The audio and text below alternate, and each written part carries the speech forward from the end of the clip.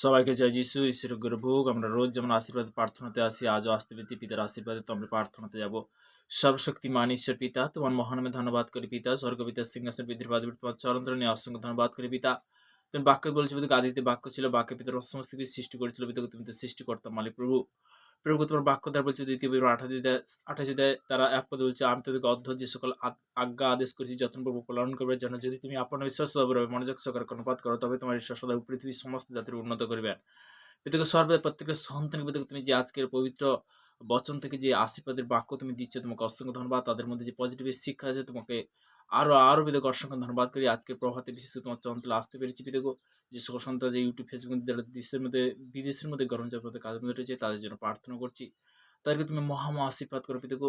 যারা যে পীড়িত ব্যক্তি, অসুস্থ ব্যক্তি পিতাকে, বিভিন্নভাবে বিভিন্ন জায়গায় বিভিন্ন স্থানে রয়েছে পিতাকে, কেউ হাসপাতালের বেডরুমের মধ্যে, নার্সিংহোমের মধ্যে, কোনো বাড়ির মধ্যে পিতাকে, তাদেরকে তুমি সুস্থতা জীবন দাও। তাদেরকে তুমি সর্বদা তোমার ব্লাড করবে, তাদেরকে তুমি সুরক্ষিত রাখো পিতাকে। তাদেরকে শান্তির হিসেবে তাকে যখন লিখিত সুসমাচার 14 সাথে বলছে, শান্তি আমি তোমাদের কাছে রেখে দিচ্ছি, আমার শান্তি তোমার দান করেছি। যখন যেরূপ দান করবে সেরূপ দান করবে। সেই শান্তির আশীর্বাদ আজকে দেওয়ার জন্য অসংখ্য ধন্যবাদ করি পিতা। তোর মহানের প্রশংসা করি পিতাকে। এই প্রার্থনা সেমিস্টারের মহান যিশু নাসির নাম থেকে ছিলাম, আমেন আমেন আমেন।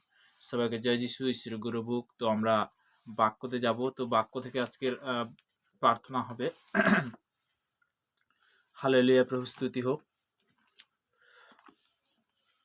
যিশায়া তার 61 অধ্যায় 1 পদে প্রভুর বচন বলছে, প্রভু সদাপুর আত্মা আমাকে অধিক স্থান করেন, কেননা নম্রগমের কাছে সুসমাচার প্রচার করিতে সদাবু আমাকে অভিষেক করেছেন। তিনি আমাকে প্রেরণ করেছেন, যেন আমি ভগ্নান্ত কারণ লোকেদের ক্ষত বাঁধিয়ে দিই, যেন বিন্দু লোকেদের কাছে মুক্তি ও কারাধ্যা লোকেদের কাছে কারাচরণ প্রচার করি। হালেলুয়া, প্রভু স্তুতি হোক। তো তেমনি বলতে কি, আমার পিতা পরশ বলতে কি, এখানে একটা বাক্য মতো আমাদেরকে জানতে হবে। প্রভু সদাবাবু আত্মা আমাতে অধিক স্থান করেন, কেননা নম্রগমের কাছে সুসমাচার প্রচার করিতে সদাবাবু আমাকে অভিষেক করেছে। নম্রগতের মানে কি, যে সর্বদা ঈশ্বরের আজ্ঞা অনুসারে যে ব্যক্তি চলে, তো তেমনি বলতে কি পিতা তাকে কি আশীর্বাদে পরিণত করে। তিনি আমাকে প্রেরণ করেছেন। আমার কোনো ক্ষমতা নেই। আজকে যদি পিতার বাক্য যদি বলতে কি বলাচ্ছে বলে আমি বলছি, তো আমারও কোনো ক্ষমতা নেই। কিন্তু পিতার ধন্যবাদ যে দ্বিতীয় বংশীয় তার 7-14 প্রভুর বচন ওখানে কি বলেছে, যে আমার প্রজারা যাহার প্রিয় নাম করতে তাদের নম্র হয়ে প্রার্থনা করে এবং আপনাদের কুপদ্ধতি ফিরে আমি স্বর্গ যেতে শুনবে, তাদের পাপ ক্ষমা করবে, তখনই ক্ষমা করবে। কার কাছে? পিতা পরমেশ্বরের কাছে আমাদেরকে আসতে হবে, তাই না? তো তেমনি বলতে কি, যেন আমি ভগ্নান্ত কারণ লোকেদের ক্ষত বাঁধিয়ে দিই। কে? পিতা পরমেশ্বর ধন্যবাদ। আমরা বলতে কি, যে আমরা সবার জন্য প্রার্থনা করছি কেন? তো কত সন্তান এরকম ভাবে দুঃখ কষ্টে বলতে পড়ে আছে। তো এমনি যেন বিন্দু লোকেদের কাছে মুক্তি ও কারাধ্যা লোকেদের কাছে কারাচরণ প্রচার করি। হালেলুয়া। তো তেমনি বলতে কি, যে কত সন্তান এইভাবে বন্ধনের মধ্যে জুড়ে আছে, তাই না? যোহন লিখিত সুসমাচার তার 15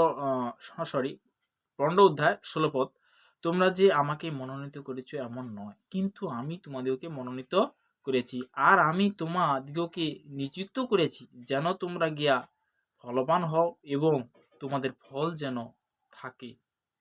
যেন তোমাদের আমার নামে পিতার নিকটে যাহা কিছু যাচ্ছা করিবে তাহা তিনি তোমাদেরকে দেন। হালেলুয়া। যাহা কিছু যাচ্ছা করিবে, ঈশ্বরের কাছে আমরা যখন প্রার্থনাতে আসি, ঈশ্বর আমাদের কি করে? আশীর্বাদে পরিণত করে। সেই বাক্য অনুসারে যদি, বচন অনুসারে যদি চলতে পারি, তাই না?